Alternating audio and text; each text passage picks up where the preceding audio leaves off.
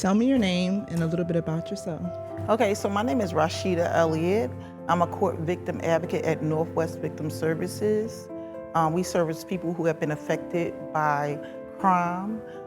We deal with different districts. We also connect them with resources. I deal with all kinds of crimes, but the one that really sticks out to me is domestic violence. So because I am a survivor of domestic violence, I believe that we overcome so that other people can overcome. So I'm really excited to be able to help people to see things different, to hear things different, to know that there is a way out. So this is what I do. Also, I just feel like I'm called to this, to be able to walk with them through the worst of times, to be able to walk with them even if they go back, to always be able to be there for them in whatever state and meeting them where they are. From your experience, what are the biggest challenges survivors face when preparing for court against their abuser? The biggest challenges I have seen is fear and uncertain. A lot of them are uncertain. They don't even know if they're going to go back or not.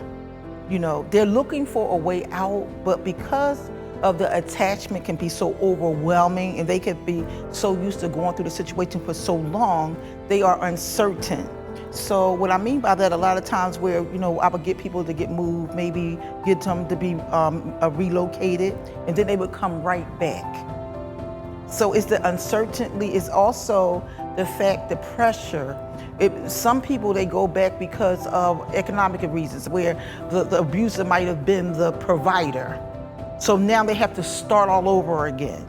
So they, in the fear of retaliation. I have some people who are fear of retaliation from family members who they might got arrested. They might got the accuser arrested.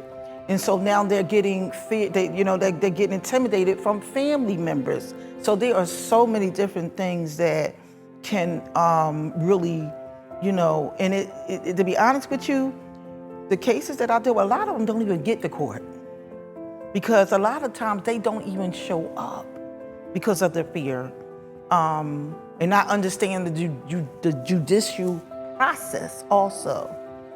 And they might understand the process because some of them might go to court and then because they felt like they weren't being heard, or they felt disrespected, or they felt like they weren't really getting the support that they need, they feel like they're alone. How do advocates help survivors feel emotionally and physically safe during those court proceedings? Okay, so as an advocate, what I do is I build a relationship of trust with some of my participants. I don't like to call them clients because they're not clients, and to me, they're not victims also.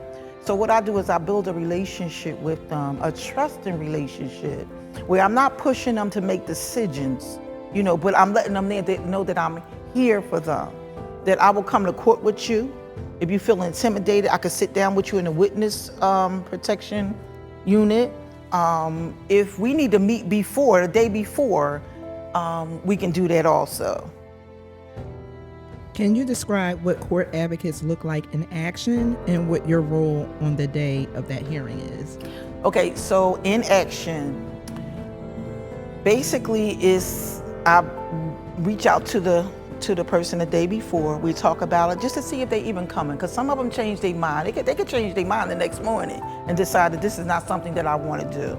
But just reassuring them that I'm going to be there and I'm going to support you through whatever you decide to do. I'm going to be there.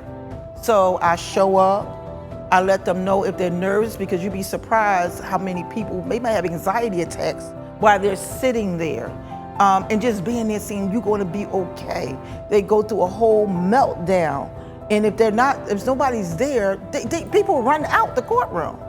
So I'm just there for the support, to let them know, look directly at me, be honest about what you're saying, be truthful about what you're saying, and just to let them know what the process, the legal process is as of this point.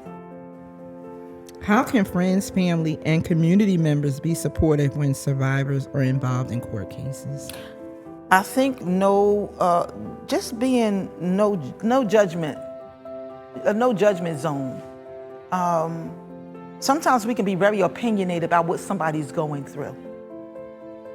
And we need to be supportive, because we could literally chase them back into the arms of the accuser if we're not careful. Do you understand what I'm trying to say? If a friend of me is running for help, I'm going to cover her. I'm not going to point at her and say, this is what you shouldn't have went back. You shouldn't have went back. When I myself went back 100 times. You understand? So just having that understanding. I know as parents, we want a lot for our children. We don't want to see them in a situation. So sometimes we can be overprotective, but we have to allow people to go through what they have to go through. Even if we can see it, but we can't stop it, but we can help them through the process.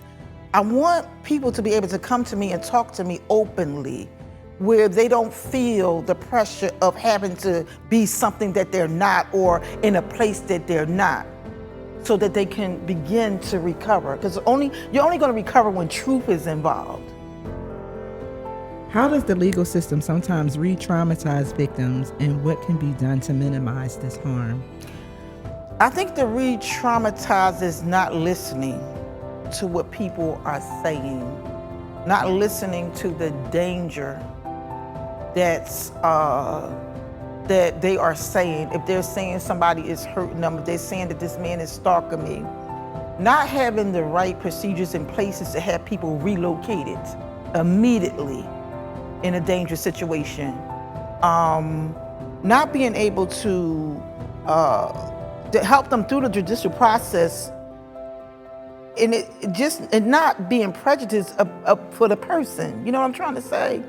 I've seen a lot of times where it's like, okay, well, next case, like, okay, well, so you were this and that, you was that. Are you listening? If the person is telling you that they feel like their life is in danger, are you listening to what they are saying?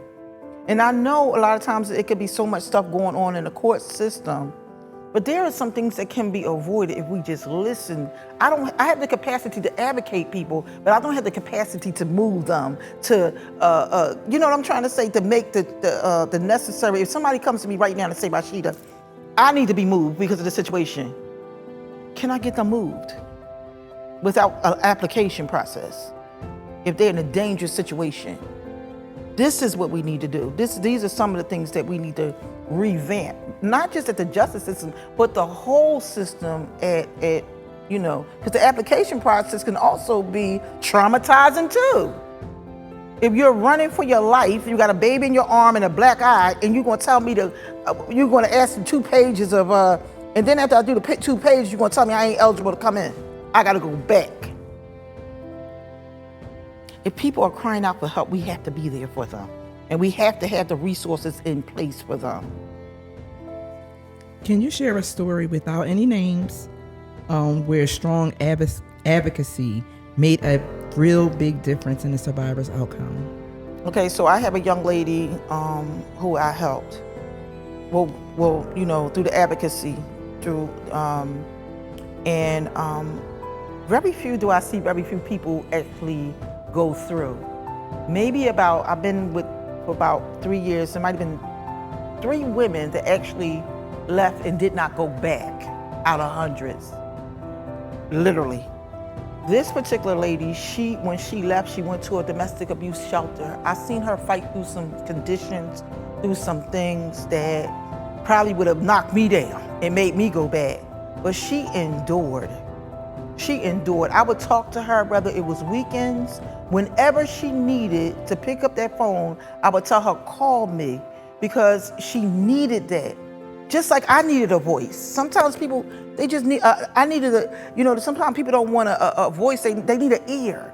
She needed to hear somebody say, keep on going, don't give up, move forward, you can do this. And now she's doing some amazing things. It's been 2 years.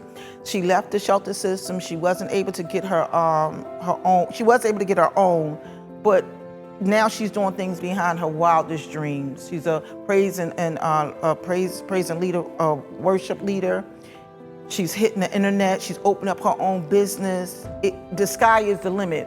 Now, when I say advocacy, because there's a lot of things with advocacy, sometimes people have to also be ready to participate. Do you understand what I'm trying to say? And as an advocate, one of the things that I've learned, the greatest gift is a gift of being able to connect with people, being able to get them to trust you, can mean a difference, because it meant a difference in my life also. If you could tell the public one thing about supporting survivors through the court process, what would it be? Okay, through the court process, I would say stand with them. Regardless of what you think, no judgment, like I said before. Stand with them. It could mean the world. It could mean a change, because when we help change one person's life, we're changing a generation to come. But somebody has to be there in the gap to be able to understand them and to be able to, I feel like I've been called to this. So everybody that I come against, I believe that they have been sent for me to help. And it's been people who have helped me, that was sent to help me also. So I would just say, with the legal system, explain everything to them as far as the legal process. Some people don't know what a preliminary hearing is. They don't know what happens at the next junction and what happens at the trial. Explaining to them the process, the legal process, so that they know what's happening is everything. Is there life after domestic violence?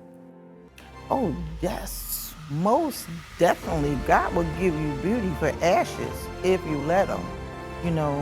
I think earlier they were talking about some people who, not some people, a lot of times we don't want to start over because it's the uncertainty of it. But I have seen beautiful things come out of, like ashes, just submitting to that process, submitting to the fact that, submitting to the faith, or submitting to the fact that God has something greater for you. I always say the end of a thing is better than the beginning. You know what I'm trying to say? And understanding that women, it's a hurtful. Now, one of the things, I just want to say this real quick, because I think we have to be honest with people and let them know that when you break up from a relationship, or even abusive relationship, there is going to be pain involved, because there's a tie. Do you understand what I'm trying to say? And a lot of times people go back because of the withdrawal. They don't want to go through the withdrawal period, because this is all that I know. So we have to be there to stand in the gap to let them know it's more. We have to give them another view other than the view that they see. That's really a smoke screen if you think he's the only one.